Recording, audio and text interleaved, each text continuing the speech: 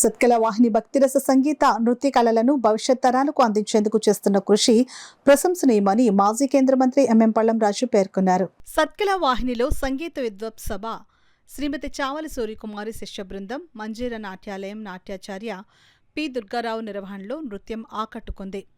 ఈ కార్యక్రమంలో ముఖ్య అతిథిగా మాజీ కేంద్ర మంత్రి వర్యులు ఎంఎం పళ్ళం రాజు హాజరై నృత్యాన్ని వీక్షించారు. ఈ కార్యక్రమంలో విద్యార్థులు చిన్నారులకు పళ్ళం రాజు చేతుల మీదుగా బహుమతులు అందజేశారు. అనంతరం నిర్వాహకులు ఈవి కృష్ణమాచార్యులు లక్ష్మీ చేతుల మీదుగా ముఖ్య అతిథి ఎంపీ పళ్ళం రాజును సన్మానించారు. సత్కల వాహిని సభ్యులు గోపాల్ నర్సరాజు, రామకృష్ణ, గరికపర్తి, నమశివయ్య, విద్యార్థులు, తల్లిదండ్రులు, ప్రేక్షకులు ఈ కార్యక్రమంలో పాల్గొన్నారు. అయితే వాళ్ళు ఇంకా ఇలాగ ప్రోత్సహిస్తూ ఉండడం, ఈ కాకినాడ ఈ కళని ఇలా వెలుగుపడుతూ ఉండడం కూడా చాలా సంతోషపడుతుంది. నేను చూస్తున్నాను ఆయన్ని, నేను అప్పటి నుంచి ఎంపీగా ఉన్నప్పటి నుంచి చూస్తున్నాను. నేను ఎన్ని కష్టాలు వచ్చినా ఎన్ని నష్టాలు వచ్చినా కూడా ఆయన ధ్యేయం ఈ సత్కాల వాహిని ద్వారా ఇటువంటి కార్యక్రమాలు సంపాదన చేయటం, ఆధ్యాత్మిక కార్యక్రమాలు చేయటం, ఈ కాకినాడలో ఆ సిరి సంపదను కాపాడటం మరి ఆయన ధ్యేయంగా పెట్టుకున్నారు. నిజంగా భార్యభర్తలు నేర్చుకోవచ్చు. మీ ఓపిక చాలా నష్టమైపోవడం తెలుసు. మరి తెలంగాణ రాజగోపాల్ గారు ఈ విధంగా ప్రోత్సహించడం, అలాగే పెద్దలు కాకినాడ పెద్దలు కూడా ప్రోత్సహించడం చాలా సంతోషంగా.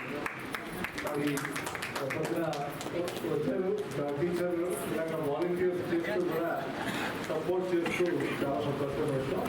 ఈ విధంగా ఈ వేదిక ఇలాగా కళారూపంలో మీరు ఎప్పుడు వచ్చాలని కోరుకుంటూ ఈ అవకాశం ఇచ్చిన ఒకసారి ప్రత్యేక పెట్టుకుంటాను. వెళ్ళి హనుమాన్ యాత్ర చేసినాము.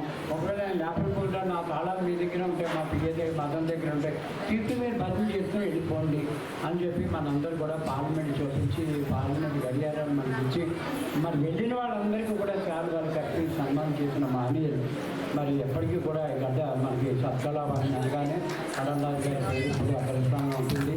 బాగా ఎప్పుడు కూడా అక్కడ అలాగే ఆయన కమ్యూనిటీ కేంద్ర మంత్రిగా హోంమంత్రిగా చేయక ముందు కూడా ఆయన వేరే కోర్టులో పెద్ద మంత్రిగా రక్షణ శాఖలు కూడా రక్షణ సహాయ మంత్రిగా చేసినప్పుడు కూడా అబ్బాయి ఎంతటి హాయిగా మేము రాష్ట్రపతి భవన్గా ఆయన దగ్గరికి వెళ్తున్నవాడు.